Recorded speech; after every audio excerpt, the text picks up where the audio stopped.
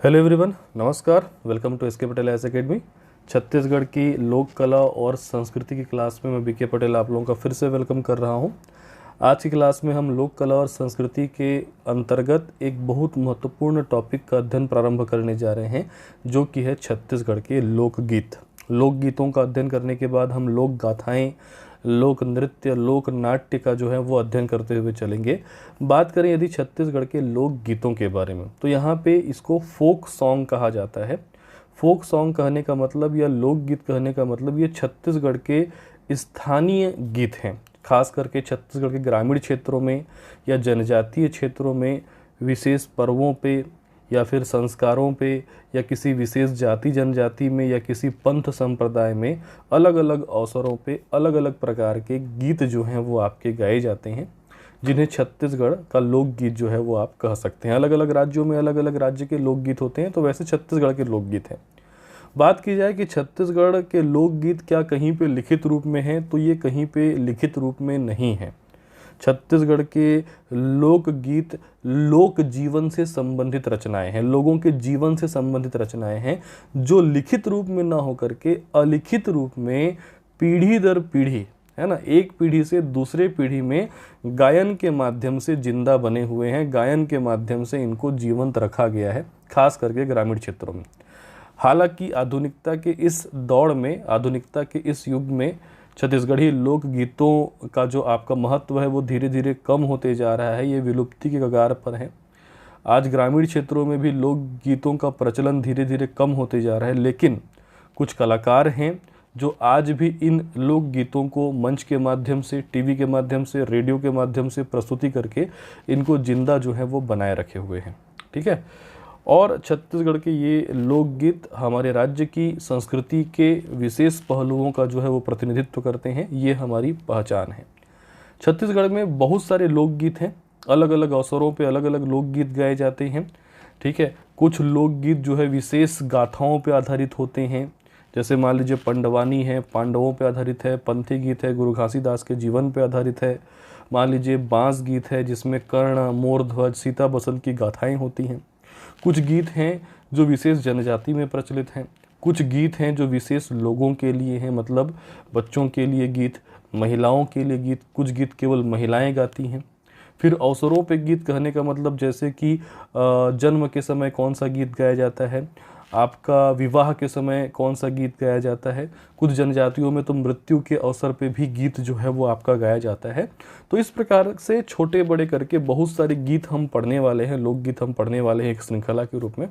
और आज के क्लास में हम मुख्य रूप से 3 प्रमुख लोकगीतों का बहुत ही डिटेल से अध्ययन करने वाले हैं, क्योंकि इनसे हमेशा से सर्वाधिक प्रश्न बनते हैं।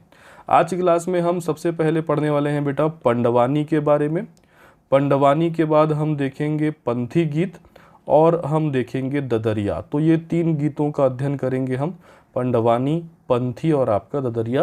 तो सबसे पहले शुरुआत करते हैं, चलिए पंडवानी से। ठीक है। समझ विकसित करना है पहले गीत के बारे में, उसके बाद जो है प्रमुख तथ्यों को आपको लिखते हुए याद करते हुए चलना है। तो सबसे पहले बात कर लेते हैं पंडवानी। अब देखिए, पंडवानी जो आपका वर्ड है, ठीक, ये एक लोक गीत भी कहा जा सकता है बेटा, और इसको लोक गाथा भी कहा जा सकता है। हालांकि लोक गाथाएं अलग होती हैं, लोकगीत अलग होते हैं, लेकिन इसको दोनों श्रेणी में हम रख सकते हैं। आमतौर पे पंडवानी को भले ही लोकगीत में हम पढ़ते हैं, लेकिन इसको लोक गाथा कहना भी गलत नहीं होगा। क्यों गलत नहीं होगा? क्योंकि जो पंडवानी है वो महाभारत का छत्तीसगढ़ी रूपांतरण है, या फिर महाभारत की जो गाथा है उसी का छत्तीसगढ़ी रूप में गायन के माध्यम से प्रस्तुतिकरण क्या कहलाता है? पंडवानी। तो गायन के माध्यम से प्रस्तुतिकरण होता है तो हम इसको लोकगीत भी कह सकते हैं, और चूंकि यह एक गाथा है इसीलिए इसको हम लोक गाथा भी कह सकते हैं। आप पंडवानी नाम से ही देख सकते हैं कि पंडवानी नाम पांडव से बना हुआ है। महाभारत में आप कौरव पांडव के बारे में तो जानते ही हैं, तो जो पंडवानी है विशेष करके वो महाभारत की तो गाथा है ही, और महाभारत में भी विशेष रूप से पांडवों की गाथा है। तो महाभारत में पांडवों की गाथा का छत्तीसगढ़ी रूप में गायन क्या कहलाता है? पंडवानी। ठीक है, अब छत्तीसगढ़ी रूप में गायन हो रहा है तो कहीं न कहीं छत्तीसगढ़ी भाषा में क्या लिखा गया होगा? महाभारत। अर्थात इस पंडवानी गायन का कोई न कोई क्या होगा? आधार। सभी बातों को ध्यान से सुनते चलिएगा क्योंकि यहाँ से सीधे प्रश्न जो हैं वो पूछे जाते हैं। तो पंडवानी गायन का जो आपका आधार है वो है छत्तीसगढ़ी महाभारत, और ये जो छत्तीसगढ़ी महाभारत है ये लिखा गया है सबल सिंह चौहान के द्वारा। किसके द्वारा लिखा गया है? सबल सिंह चौहान। और ये सबल सिंह चौहान कहाँ के निवासी हैं? तो रतनपुर के निवासी हैं।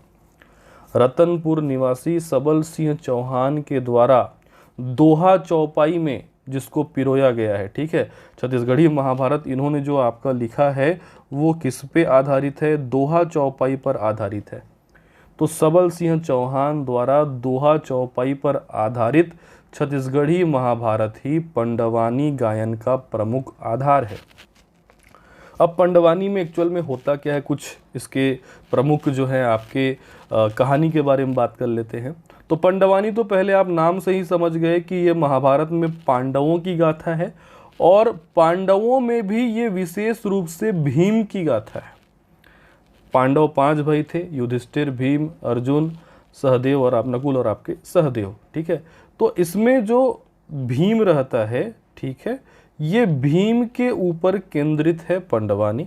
अर्थात प्रमुख नायक कौन होता है इस पंडवानी का? भीम, और नायिका होती है द्रौपदी। इसको याद रखिएगा बेटा। ठीक है, पंडवानी का नायक कौन होता है? भीम, और नायिका कौन होती है? द्रौपदी। अब ऐसा क्यों हुआ कि अर्जुन के ऊपर केंद्रित न होकर के ये पंडवानी भीम के ऊपर जो है वो आपका केंद्रित है? ठीक है, देखिए ऐसा कहा जाता है कि जो भीम हैं वही इतने शक्तिशाली थे जो अधिकांश समय में पांडवों के ऊपर आने वाली विपत्तियों से पांडवों की क्या करते थे? रक्षा करते थे। ठीक है, यहाँ पे पंडवानी में आपका पांडवों के लिए जिस क्षेत्र को दिखाया गया है या महाभारत के लिए जिस क्षेत्र को दिखाया गया है वो छत्तीसगढ़ का क्षेत्र ही दिखाया गया है। जो दो पक्ष हैं कौरव और आपका पांडव, ठीक है, तो जो पांडवों की नगरी है, पांडव जहाँ रहते हैं, पांडवों के निवास स्थान को जैत नगरी कहा गया है, और जो कौरव हैं, कौरवों के निवास स्थान को हसना नगरी कहा गया है। यहाँ पे पंडवानी की बात हो रही है। पंडवानी में पांडवों के निवास स्थान को क्या कहा गया है? जैत नगरी, और कौरवों के निवास स्थान को क्या कहा गया है? हसना नगरी। इस पंडवानी की कहानी में पांडवों को और कौरवों को पशुपालक बताया गया है कि पांडव और कौरव जो है वो क्या चराने जाते हैं? पशु चराने जाते हैं। जो पांडव हैं ये पांडव जो है कोतमा के बेटे हैं। कोतमा कहने का मतलब कुंती। ठीक है, कुंती को क्या कहा गया है? कोतमा। और जो कौरव हैं वो गंधारिन के बेटे हैं। ठीक है, यहाँ पे गांधारी को क्या कह दिया गया है? गंधारिन। ठीक है, कुंती को कह दिया गया कोतमा। कोतमा के बेटे हैं पांडव जो रहते हैं जैत नगरी में, मतलब उनका निवास स्थान जैत नगरी है। और जो गंधारी होती है, इसको गंधारिन कहा गया है, वो उनके बेटे हैं आपके कौरव जो हसना नगरी में निवास करते हैं। और इनको क्या बताया गया है? पशुपालक या पशु चराने वाला बताया गया है। तो इस कहानी में ये बताया जाता है कि कौरव और पांडव पशुओं को, गाय बकरियों को जब चराने जाते थे तो कौरव जो हैं वो हमेशा अर्जुन को तंग किया करते थे। ठीक है, तथा भीम जो है कौरवों को सबक सिखाते थे। ठीक है, कि मेरे भाई को जो है आपका तंग मत करो। तो यहाँ पे इसी कहानी को दोहराया जाता है और बार बार वीरता दिखाई जाती है। किसके बारे में? आपका भीम के बारे में। ठीक है, तो इसीलिए याद रखिएगा इस पंडवानी गायन में जो प्रमुख नायक हैं वो आपके भीम हैं, नायिका हैं वो आपके द्रौपदी हैं। पांडवों का क्षेत्र जैत नगरी कहा गया है, कौरवों का क्षेत्र जो है वो आपका हसना नगरी कहा गया है। ठीक है, अब बात करें कि पंडवानी कब गाया जाता है? कोई विशेष अवसर, कोई विशेष आयोजन, कोई विशेष पर्व तो नहीं। पंडवानी के लिए कोई विशेष आयोजन, अवसर, ऋतु की आवश्यकता नहीं होती है। किसी भी अवसर पे पंडवानी गायन जो है वो आपका गाया जाता है। हालांकि परंपरागत रूप से यदि जाति देखा जाए तो दो जाति का नाम आप याद रखिएगा, एक प्रधान और एक आपका देवार। प्रधान और देवार जाति के लोग परंपरागत रूप से पंडवानी गायन करते आ रहे हैं यदि जाति विशेष में देखा जाए तो। हालांकि पंडवानी के तो वर्तमान में ख्याति प्राप्त कलाकार बहुत से हैं, लेकिन अगर जातीय आधार पर पूछा जाए तो प्रधान और देवार जाति के लोग परंपरागत रूप से जो है वो आपका पंडवानी गायन जो है वो करते हुए आ रहे हैं। ठीक है, अब ये जो पंडवानी गायन होता है, इस पंडवानी गायन में जो कलाकार होते हैं, ठीक है, या फिर इस पंडवानी के प्रस्तुतिकरण में कौन कौन से कलाकार भाग लेते हैं, तो मंच पे जब इस पंडवानी को प्रस्तुत किया जाता है तो इसमें आपको याद रखना है, एक होता है गायक, एक होता है रागी और एक होता है वादक। अभी मैं चित्र के माध्यम से भी आपको समझाऊंगा, इमेज के माध्यम से। ठीक है, गायक कहने का मतलब प्रमुख कलाकार जो गाता है, मतलब जो पंडवानी का गायन करता है, वो क्या कहलाता है? आपका गायक। ठीक है, रागी कहने का मतलब ये बार बार हाँ बोलता है, बार बार हुंकारू भरता है, बार बार हुंकार भरता है। आमतौर पे पंडवानी, ठीक है, जो हमारा आपका सॉफ्टवेयर है, प्लेलिस्ट है, वहाँ पे मैं पंडवानी का भी एक वीडियो जो है आपके लिए अपलोड कर दिया हूँ।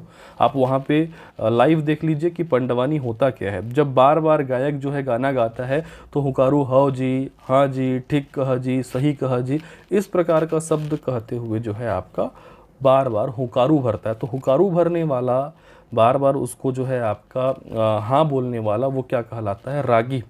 और फिर कौन होते हैं? वादक। तो वादकों की टीम होती है, वादकों की संख्या निर्धारित नहीं है। ठीक है, देखिए पंडवानी में यदि वाद्य यंत्र की बात की जाए तो वाद्य यंत्र कई प्रकार के होते हैं। आमतौर पे वाद्य यंत्र जो बजाते हैं वो क्या कहलाते हैं? वादक। लेकिन जो गायक होता है, जो मुख्य कलाकार होता है, ये भी वाद्य यंत्र जो है वो प्रयोग करता है। इसके हाथ में होता है तंबूरा और खड़ताल। अब ये तंबूरा और खड़ताल क्या है, एक बार मैं इमेज में आपको दिखा देता हूँ। यहाँ पे ये देखिए, यहाँ पे जो दो चित्र आपको दिखाई दे रहे हैं, ये है आपका तंबूरा, जो वीणा से मिलता जुलता है, बट ये वीणा नहीं होता है। ठीक है, ये आपका तंबूरा कहलाता है और ये क्या कहलाता है? आपका खड़ताल। तो तंबूरा और खड़ताल जो है, खड़ताल को करताल भी कहते हैं, करताल भी कहा जाता है, छत्तीसगढ़ी में खड़ताल कहते हैं। ठीक है, और इसको क्या कहा जाता है? आपका तंबूरा।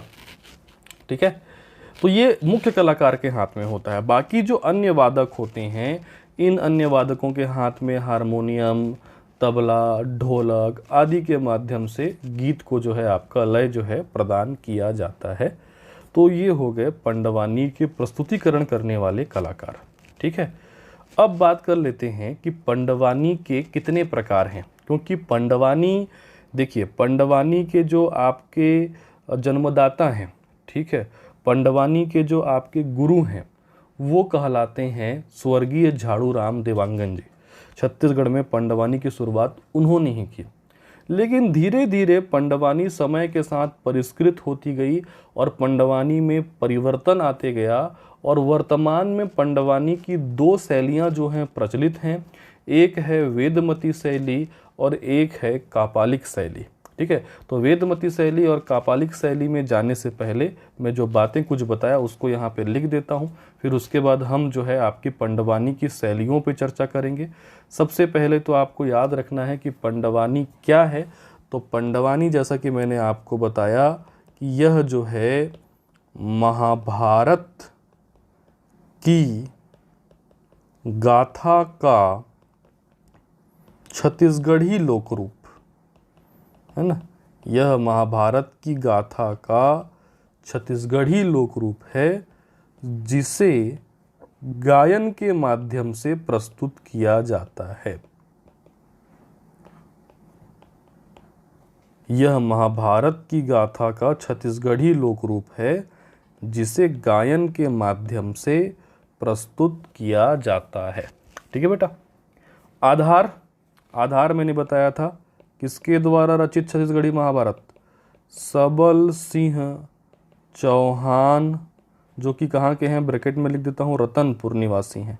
ठीक है, तो सबल सिंह चौहान की दोहा चौपाई पर आधारित छत्तीसगढ़ी में रचित महाभारत।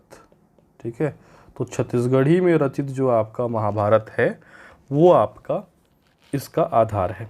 ठीक है, जिसमें इस छत्तीसगढ़ी महाभारत में आपका प्रमुख पात्रों को आपको याद रखना है।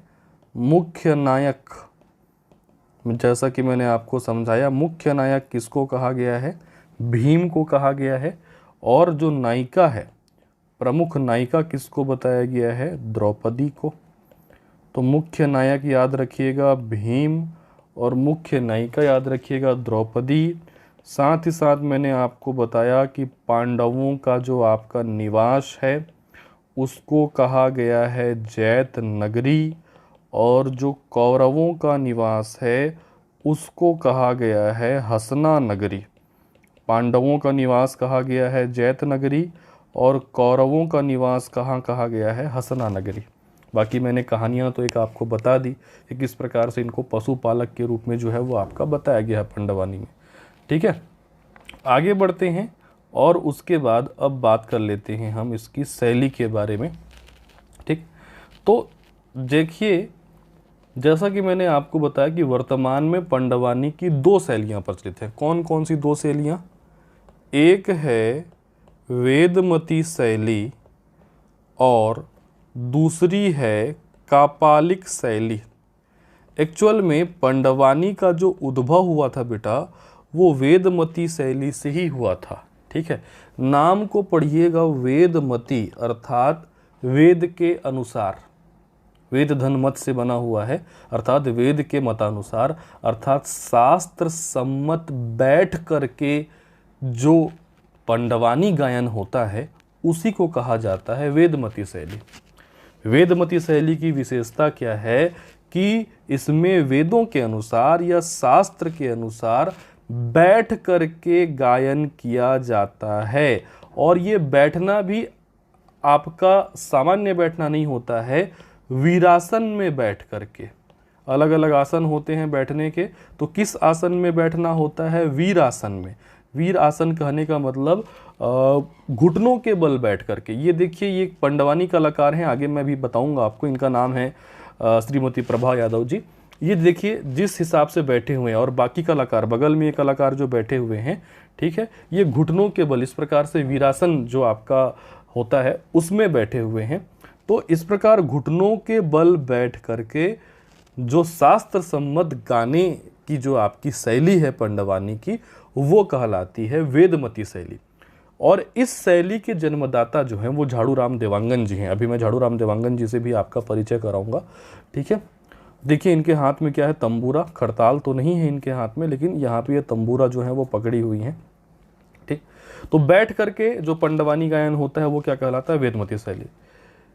झाड़ू राम देवांगन के कई सारे शिष्य थे, जिसमें से एक शिष्या थी तीजन बाई जी। देखिए ये हैं आपकी तीजन बाई। ये देखिए तीजन बाई बैठी हुई नहीं है, तीजन बाई खड़ी हुई हैं। तो धीरे धीरे वेदमती शैली परिष्कृत होती गई और वेदमती शैली से एक शैली जो है उभर करके आई, जो कि कहलाती है कापालिक शैली। अर्थात वेदमती शैली से ही क्या बना है? कापालिक शैली। वेदमती शैली के जन्मदाता कहे जाते हैं स्वर्गीय झाड़ू राम देवांगन जी, और कापालिक शैली की जन्मदाता कही जाती हैं इन्हीं की शिष्या कौन? आपकी तीजन बाई जी।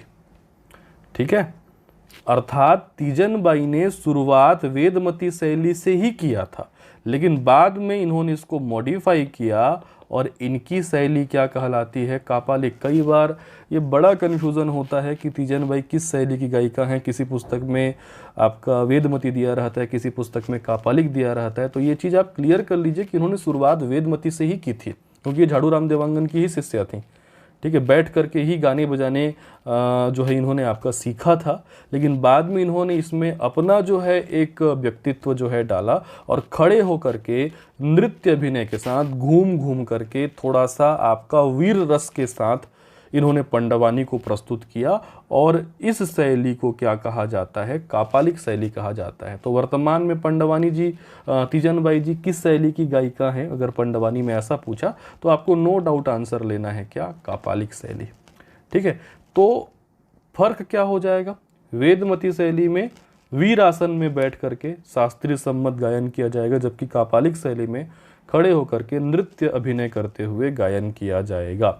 वेदमती शैली के जन्मदाता कहलाएंगे झाड़ूराम देवांगन जी और कापालिक शैली की जन्मदाता कही जाएंगी तीजन बाई। हालांकि तीजन बाई ने शुरुआत किससे की थी?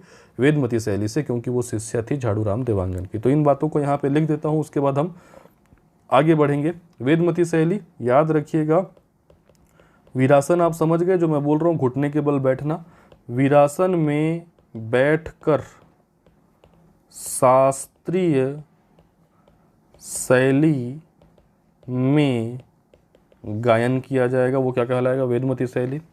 और कापालिक शैली क्या कहलाएगा? खड़े होकर नृत्य अभिनय करते हुए जो गायन किया जाएगा वो क्या कहलाएगा? कापालिक शैली। ठीक है, यहाँ पे मैं लिख देता हूँ वेदमती शैली के जन्मदाता कहे जाएंगे स्वर्गीय झाड़ूराम देवांगन जी, और कापालिक शैली की जन्मदाता कही जाएंगी तीजन बाई जी। ठीक है, अब प्रस्तुतिकरण करने में कौन कौन से कलाकार होते हैं? अभी अभी मैंने आपको बताया था, एक होता है गायक, एक होता है रागी और एक होता है वादक। तीनों की भूमिका मैंने आपको समझा दी थी। गायक किसको कहेंगे? जो पंडवानी का गायन करेगा वो क्या कहलाता है? गायक। तो पंडवानी गायन करने वाला क्या कहलाएगा? गायक। जो बार बार हो जी हाँ जी बोलते रहेगा, अर्थात हुंकारू भरने वाला या हुंकार भरने वाला क्या कहलाएगा? रागी कहलाएगा। और जो वाद्य यंत्रों को बजाएंगे, वाद्य यंत्रों को बजाने वाले क्या कहलाते हैं? आपके वादक कहलाते हैं। यहाँ पे एक चित्र में एक बार और देख लीजिए, जैसे कि बीच में ये प्रभा यादव जी हैं, ये भी आपके पंडवानी कलाकार हैं। किस शैली की है मैं आगे बताऊंगा आपको। ठीक है, ये कहलाएंगी गायक। और इसमें से कोई ना कोई एक जो है आपका हुंकारू भरने वाला होगा, जैसे ये दिखाई दे रहा है। ठीक है, तो ये क्या हो गया? आपका रागी हो गया, और बाकी सभी क्या हो गए? आपके वादक हो गए। ठीक है बेटा, चलिए अब इसके बाद हम लोग देख लेते हैं कि अगर आपको एग्जाम में पूछा जाए कि पंडवानी में कौन कौन से वाद्य यंत्र प्रयुक्त होते हैं, तो वाद्य यंत्र तो बहुत सारे हैं, लेकिन पंडवानी के लिए खास करके जो दो वाद्य यंत्र का नाम आपको याद रखना है, एक नाम याद रखना है आपको तंबूरा और एक नाम याद रखना है खड़ताल। तंबूरा और आपका खड़ताल। ठीक है, ये देख पा रहे हैं, ये है आपका तंबूरा। मैंने यहाँ भी आपको बता दिया, ये प्रभा यादव जी के जो हाथ में है, या फिर यहाँ पे जो तीजन बाई के हाथ में आपको दिखाई दे रहा है, ये क्या है? आपका तंबूरा।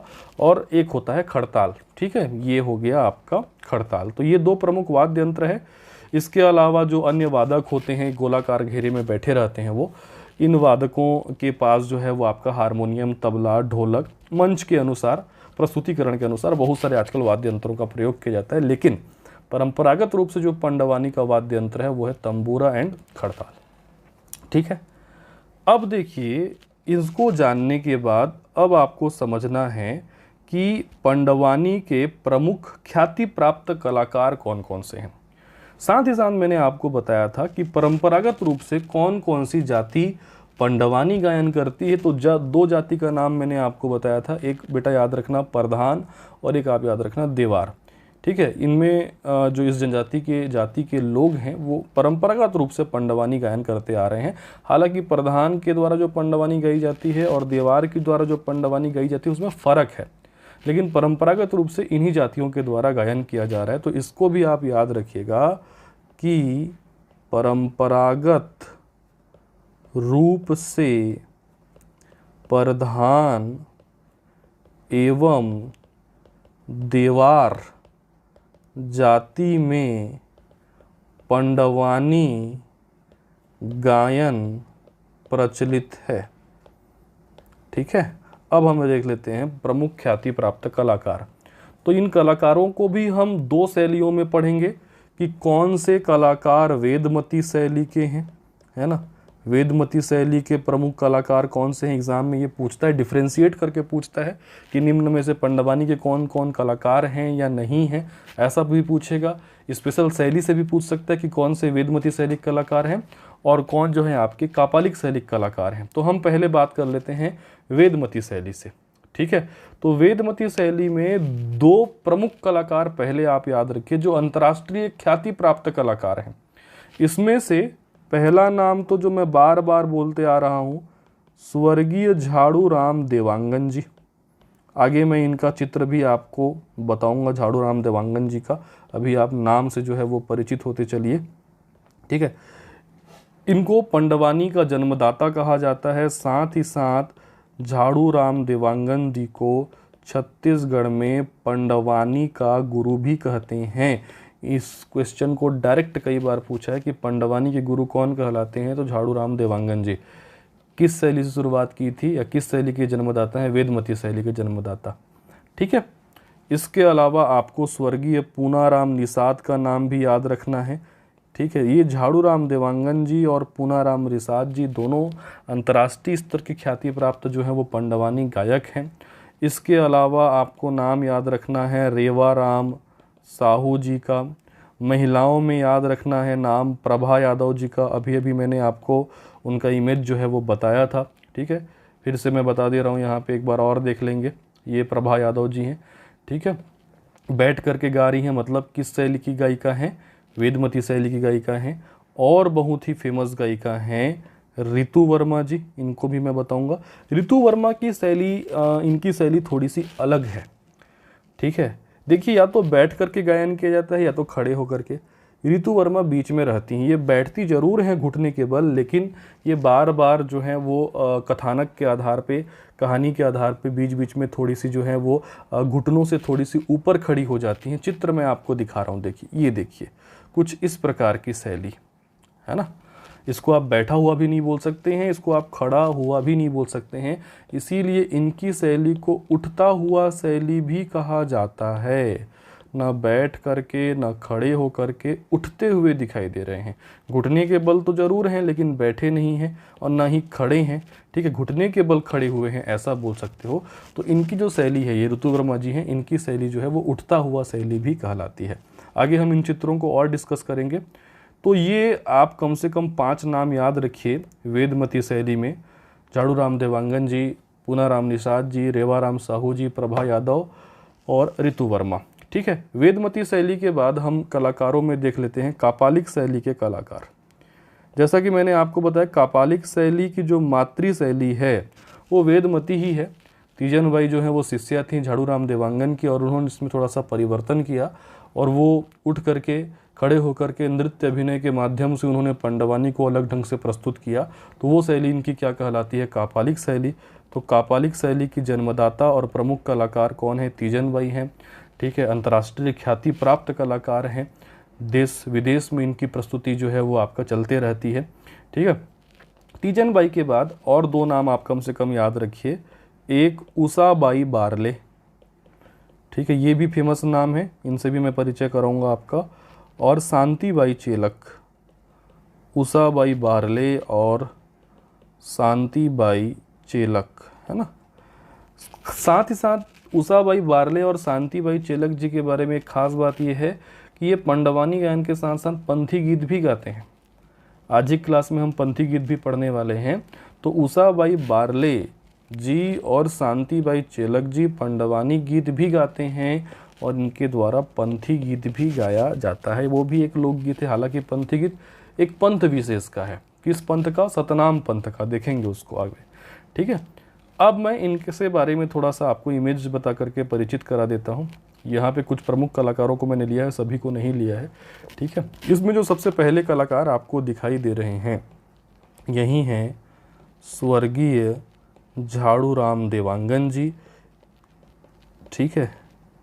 जब भारत स्वतंत्र भी नहीं हुआ था तब इन्होंने पंडवानी का जो है अलग जगाया था। उस समय ये पंडवानी की प्रस्तुति जो है वो आपका देते थे। तो बहुत पुराने और बहुत ख्याति प्राप्त कलाकार जो हैं ये रह चुके हैं। उसके बाद जो आपको दिखाई दे रहे हैं ये हैं स्वर्गीय पूनाराम निषाद जी, ठीक है। नेक्स्ट चित्र आप पहचान ही गए होंगे, ये हैं तीजन बाई जी, ठीक है। इसके बाद अभी नीचे मैंने आपको दो इसमें से परिचय करा दिया है, ठीक है। इनका नाम मैंने बताया था, ये हैं ऋतु वर्मा जी, जिनकी शैली उठता हुआ शैली भी आजकल कही जाती है, तो इनको याद रख लीजिए। ये कौन है आपके, ऋतु वर्मा। साथ ही साथ वेदमती शैली की एक गायिका मैंने आपको शुरुआत में ही चित्र इनका बताया था, कौन है आपके, ये प्रभा यादव जी। अब बच गए जो दो चित्र आपको दिखाई दे रहे हैं, इसमें से ये हैं उषाबाई बारले जी, उषाबाई बारले, और ये हैं शांतिबाई चेलक। तो उषाबाई बारले और शांतिबाई चेलक मैंने कहा पंडवानी के साथ साथ पंथी गीत गायन भी करते हैं। तो याद रखिएगा, बहुत ही ख्याति प्राप्त कलाकार हैं। इमेज के माध्यम से मैं आपको इसको समझा रहा हूँ। झाड़ू राम देवांगन जी, पूनाराम निषाद जी, दोनों वेदमती के हैं, ठीक है। तीजन बाई कापालिक शैली की गायिका हैं, उषाबाई बारले भी कापालिक शैली की हैं, शांतिबाई चेलक भी कापालिक शैली की हैं। ऋतु वर्मा की शैली वेदमती कहलाती है और उठती हुई शैली भी कहलाती है, और प्रभा यादव जो है बैठ करके गाती हैं, इनकी शैली जो है वो आपका वेदमती शैली है। तो इतनी बातें आपको पंडवानी गायन के बारे में याद रखनी है। एक क्विक रिवीजन दे देता हूँ, उसके बाद हम अगले गीत की ओर आगे बढ़ेंगे। पंडवानी जो है वो महाभारत की गाथा का छत्तीसगढ़ी लोक रूप है, पांडवों की गाथा है, छत्तीसगढ़ी आपका भाषा में गायन के माध्यम से प्रस्तुत करते हैं, और ये छत्तीसगढ़ी महाभारत पर आधारित है, जिसको रतनपुर निवासी सबल सिंह चौहान ने दोहा चौपाई में पिरोया हुआ है। प्रमुख नायक इसमें भीम कहलाते हैं, नायिका द्रौपदी कही जाती है। पांडवों का निवास बताया गया है जैत नगरी, कौरवों का निवास बताया गया है हसना नगरी। इनकी दो शैलियाँ हैं, पंडवानी की बैठ कर की जो शैली है वो वेदमती है, खड़े होने वाली जो शैली है वो आपकी कापालिक शैली है। और इसमें एक गायक होता है जो गाता है, हुंकार भरने वाला रागी होता है, और वाद्य यंत्र बजाने वाले वादक होते हैं। प्रमुख वाद्य यंत्र हैं तंबूरा और आपका खड़ताल। जाति में अगर देखें तो परंपरागत रूप से प्रधान और देवार जाति में पंडवानी गायन प्रचलित है।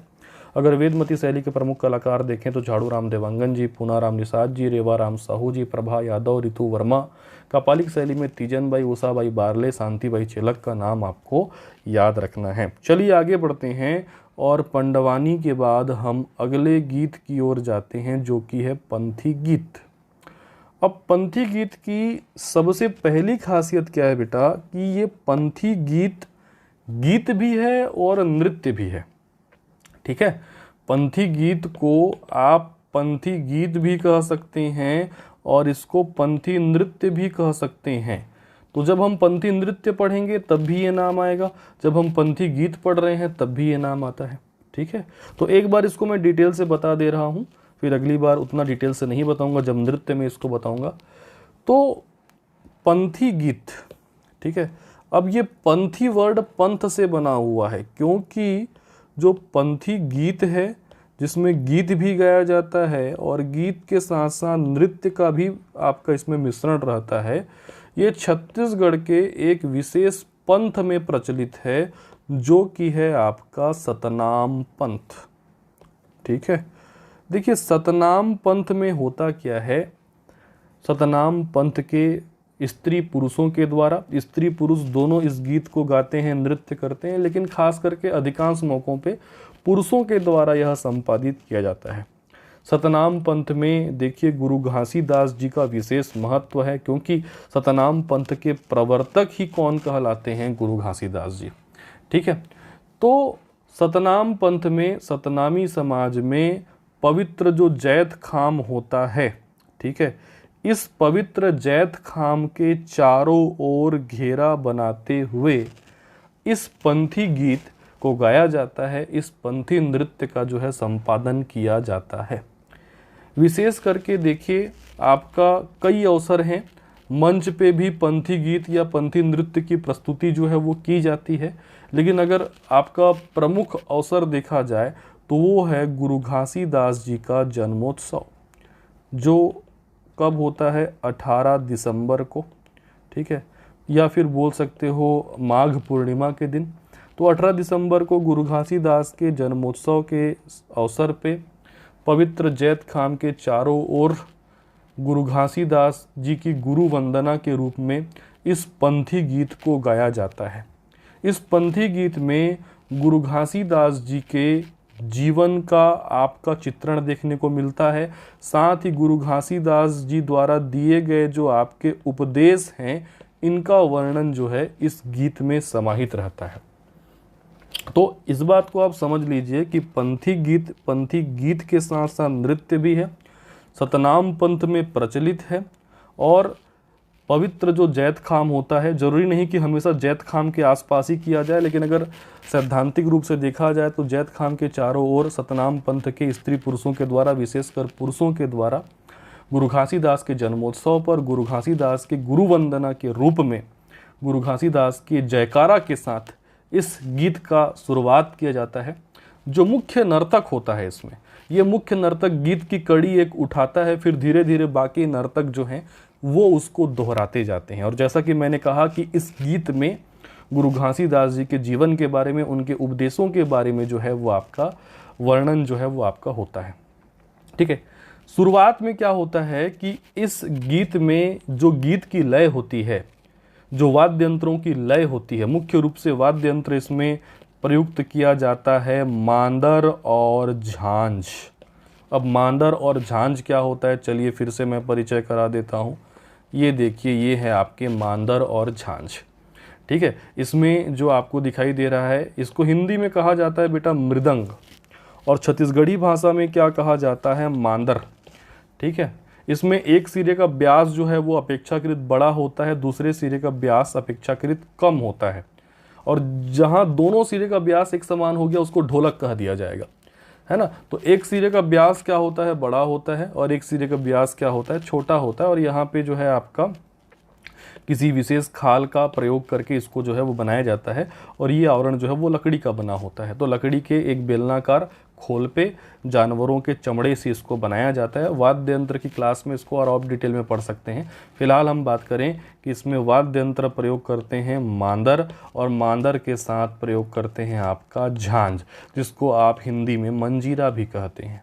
मंजीरा या झांझ के नाम से जाना जाता है। तो ये दो प्रमुख वाद्य यंत्र हैं। ठीक है, तो मांदर बजाते हुए और ये झांझ या मंजीरा बजाते हुए जैत खाम के चारों ओर इस नृत्य को जो है वो संपादित किया जाता है। और जैसा कि मैंने कहा कि शुरुआत में इस नृत्य की गति या लय धीमी होती है, लेकिन जैसे जैसे जो है वो आपका नृत्य, जैसे जैसे आपका गीत आगे बढ़ते जाता है, नृत्य की गति और गीत की गति भी आगे जो है वो आपकी बढ़ती जाती है। मतलब स्पीड धीरे धीरे इंक्रीज होते जाता है। ठीक है, और स्पीड इंक्रीज होने के साथ साथ ही जो नर्तक हैं वो कुछ कलात्मक प्रदर्शन करते हैं। कैसे कलात्मक प्रदर्शन करते हैं, ये एक के ऊपर एक चढ़ करके पिरामिड का निर्माण करते हैं। इस प्रकार से जैसे कृष्ण जन्माष्टमी में एक के ऊपर एक चढ़ करके एक शंक्वाकार संरचना या फिर एक पिरामिड आकार की संरचना बनाई जाती है, उसी प्रकार एक के ऊपर एक चढ़ करके ये पिरामिड नुमा संरचना बना करके शौर्य का कलात्मक प्रदर्शन करते हैं। जैसे एक चित्र मैं आपको यहाँ पे और दिखा दे रहा हूँ। ठीक है, जहाँ पे एक आपका मूर्ति के माध्यम से प्रदर्शित किया गया है कि कैसे एक के ऊपर एक चढ़ करके ऊपर में जो है वो आपका मांदर जो है वो बजाया जाता है। ठीक है, आमतौर पे जो पंथी नृत्य होता है उसमें जो नर्तक होते हैं वो श्वेत वस्त्र और पीला साफा धारण करते हैं। यहाँ पे भी आप देख सकते हैं, वस्त्र आमतौर पे इनका श्वेत होता है और साथ ही साथ पीला साफा भी रहता है।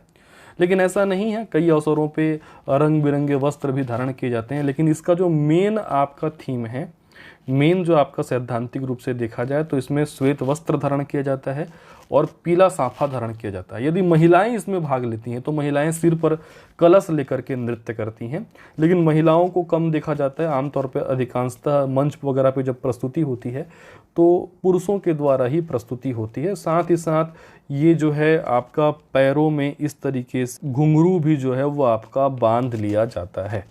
ठीक है, तो ये हो गया आपका पंथी नृत्य। एक बार मैं आपको फिर से समझा देता हूँ कि विशेष करके गुरु घासीदास जी के आपके जन्मोत्सव पे सतनाम पंथ में स्त्री पुरुषों के द्वारा पवित्र जैत खाम के चारों ओर एक गोल घेरा बना करके पंथी नृत्य और पंथी गीत जो है गुरु घासीदास जी के जयकारे के साथ शुरू किया जाता है।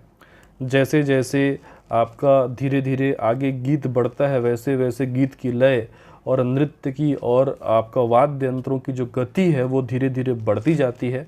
नर्तकों के द्वारा इस प्रकार पिरामिड बना करके जो है वो आपका शौर्य का कलात्मक प्रदर्शन किया जाता है। इसमें दो प्रमुख जो है आपके वाद्य यंत्र प्रयोग होते हैं, एक है मांदर और एक है आपके झांझ। ठीक है, वेशभूषा मैंने बता दिया कि वेशभूषा जो है वो मुख्य रूप से आपका श्वेत वस्त्र धारण किया जाता है और पीला साफा जो है वो धारण करते हैं। ठीक है, तो गुरु घासीदास के जीवन के साथ साथ आपको थोड़ा सा गुरु घासीदास जी के जीवन परिचय के बारे में याद रखना है, ये भी एग्जाम में पूछ दिया जाता है। ठीक है, देखिए गुरु घासीदास जी का जन्म कब हुआ था, तो गुरु घासीदास जी का जन्म हुआ था 18 दिसंबर 1756 को। यहाँ पे मैं थोड़ा सा उनके बारे में बता देता हूँ। 18 दिसंबर 1756 को गिरौदपुरी नामक स्थान में गुरु घासीदास जी का जो है वो आपका जन्म हुआ था। ठीक है, गुरु घासीदास जी ने जो है वो आपका जो बलौदा बाजार जिला है, इस बलौदा बाजार जिले में सोना खान के निकट जो आपका छाता पहाड़ी है, उस छाता पहाड़ी में औरा धौरा वृक्ष के नीचे इन्होंने आपका तपस्या किया, तप किया, उनको आत्मज्ञान की प्राप्ति हुई और इन्होंने जो है वो आपका सतनाम पंथ का जो है वो आपका प्रचार प्रसार किया। तो सतनाम पंथ के प्रवर्तक कहलाते हैं गुरु घासीदास जी। गुरु घासीदास जी के बचपन का नाम जो है वो गंगाराम था। गुरु घासीदास जी के पिता का नाम महंगू दास था और इनकी माता का नाम अमरौतिन बाई था। पिता का नाम आपको याद रखना है महंगू दास और माता का नाम आपको याद रखना है अमरौतिन। गुरु घासीदास जी की जो पत्नी थी उनका नाम था आपका सुफरा बाई। तो इतनी बातें कम से कम गुरु घासीदास जी के बारे में आपको याद रखनी है। ठीक है, तो यहाँ पे बात आई तो मैंने उनका एक जीवन परिचय दे दिया।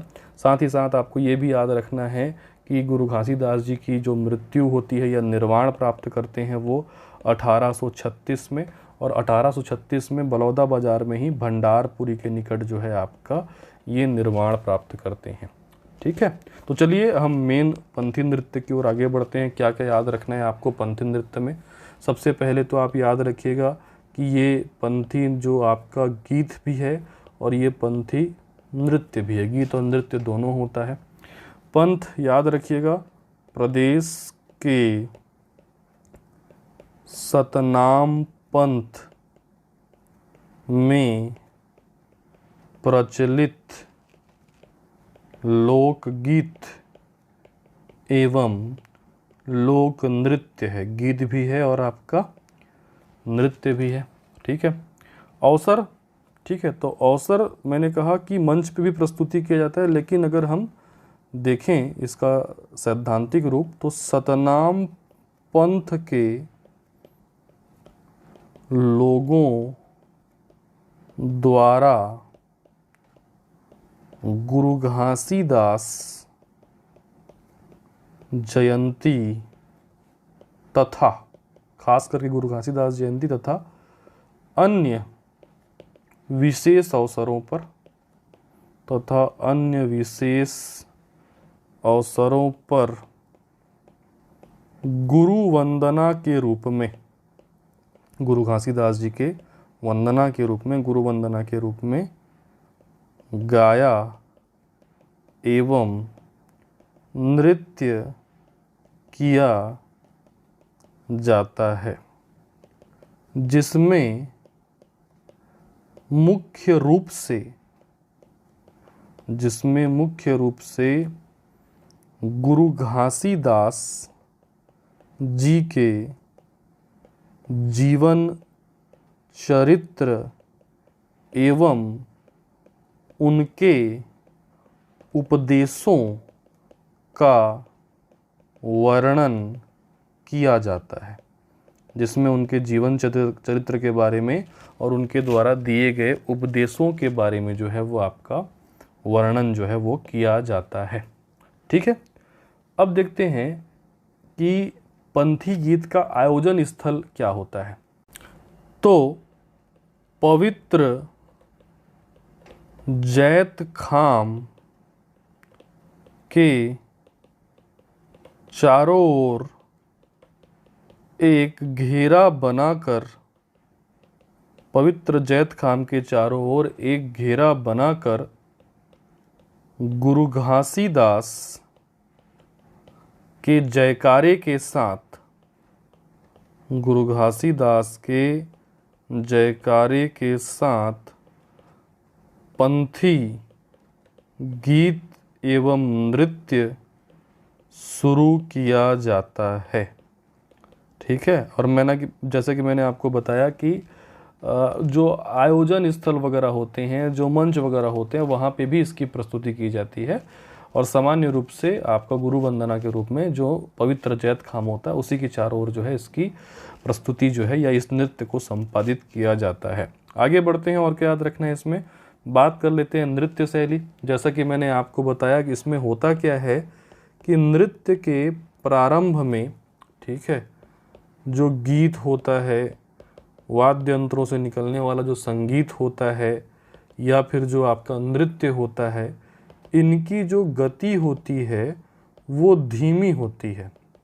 तो प्रारंभ में गीत संगीत नृत्य की गति धीमी होती है, लेकिन जैसे जैसे गीत जो है वो आगे बढ़ते जाता है ना, जैसे जैसे गीत आगे बढ़ता है, नृत्य एवं संगीत, गीत आदि की लय भी बढ़ती जाती है, या इनकी गति भी जो है वो आपका तेज होती जाती है।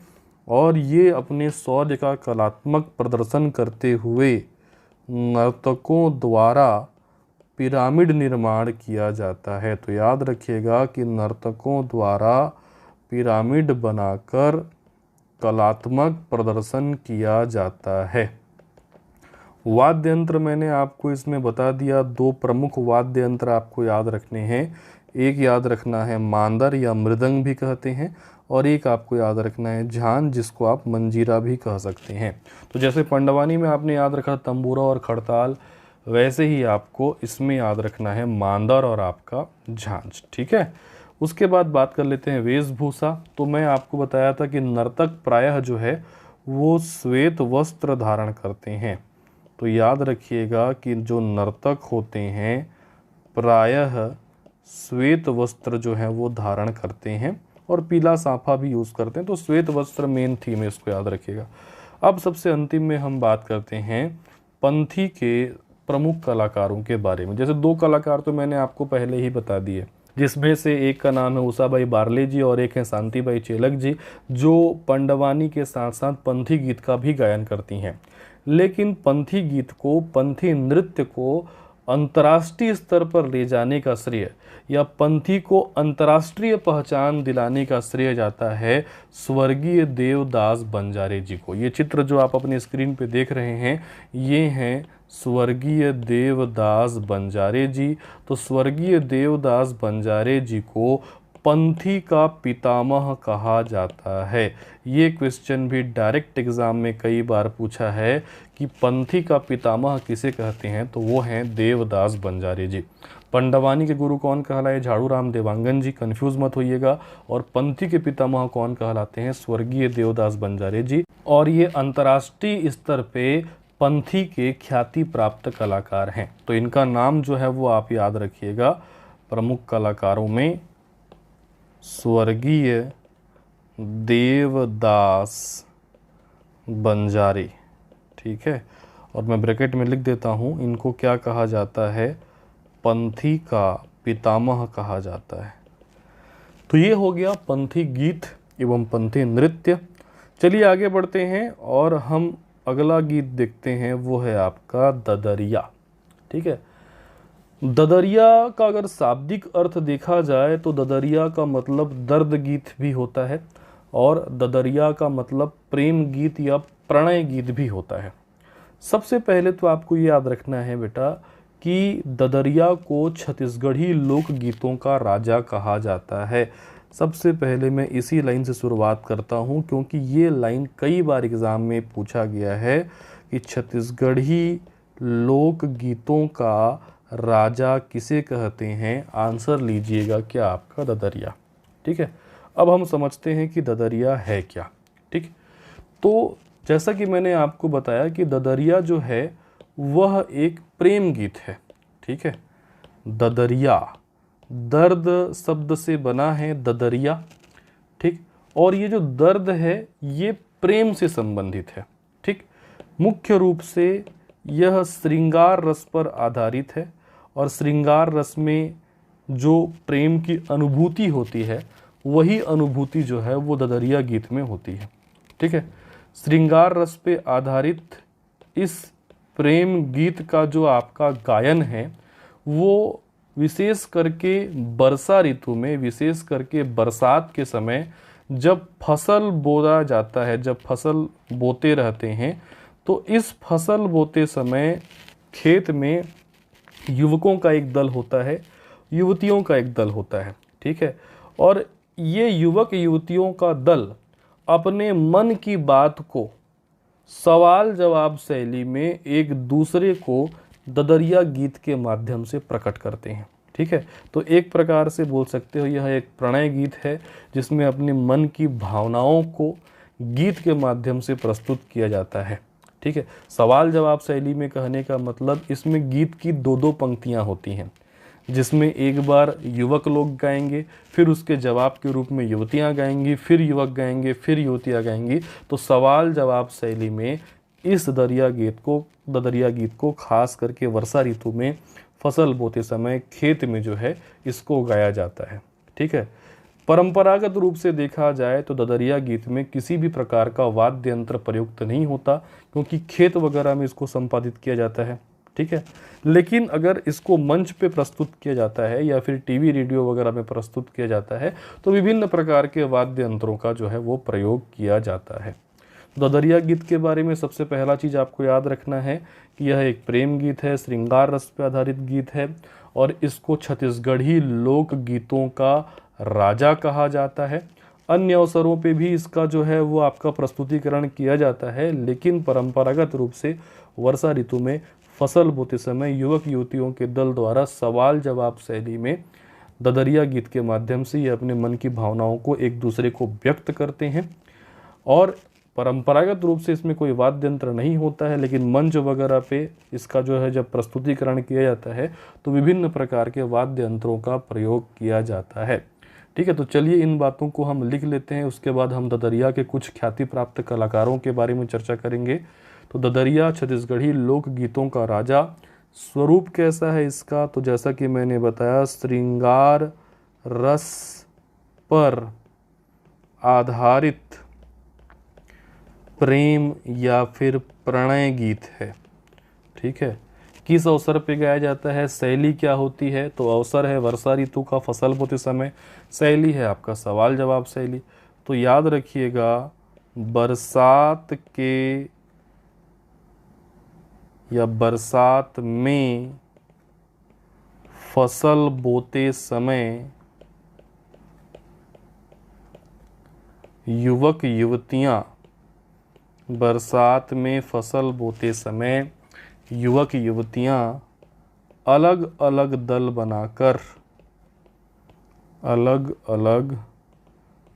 बनाकर सवाल जवाब शैली में अपने मन की बात को या अपने मन की भावनाओं को, अपने मन की बात या भावनाओं को ददरिया गायन के माध्यम से प्रकट करते हैं, ददरिया गायन के माध्यम से प्रकट करते हैं या व्यक्त करते हैं। वाद्य यंत्र जैसा कि मैंने आपको बताया कि परंपरागत रूप से परंपरागत ददरिया में किसी भी प्रकार का वाद्य यंत्र प्रयुक्त नहीं होता, लेकिन जब मंच पर प्रस्तुत किया जाता है, मंच पर प्रस्तुत करने पर विभिन्न वाद्य यंत्रों का प्रयोग किया जाता है ना। मंच पर प्रस्तुतिकरण के समय विभिन्न वाद्य यंत्रों का प्रयोग जो है इसमें होता है। अब हम बात कर लेते हैं ददरिया के प्रमुख कलाकारों के बारे में। देखिए ददरिया के तो बहुत सारे कलाकार हैं, लेकिन अगर जैसे हर गीत में कोई एक नाम जरूर होता है, वैसे ही ददरिया में यदि एक नाम अगर कहा जाए तो वो है शेख हुसैन जी। ठीक है, स्वर्गीय शेख हुसैन भी बोल सकते हैं। तो शेख हुसैन जो हैं, इन्होंने कई सारे जो है वो गीत गाए हैं। इनके फेमस ददरिया गीतों में बटकी माँ बासी और चुटकी माँ नून, गुल गुल भजिया खाले, इस प्रकार के जो आपके गीत हैं जो कि छत्तीसगढ़ के आपका लोक जीवन में काफ़ी प्रचलित हैं, ये सब शेख हुसैन जी द्वारा गाए गए हैं। इसके अलावा शेख हुसैन जी के अलावा लक्ष्मण मस्तूरिया जी, ये भी ददरिया गीत गायक हैं। इसके अलावा केदार यादव जी, दिलीप सड़ंगी जी, तो कम से कम ये 4 नाम आप याद रखिए। शेख हुसैन, लक्ष्मण मस्तूरिया, केदार यादव और आपके दिलीप सड़ंगी, ये प्रमुख जो हैं वो ददरिया आपके कलाकार हैं।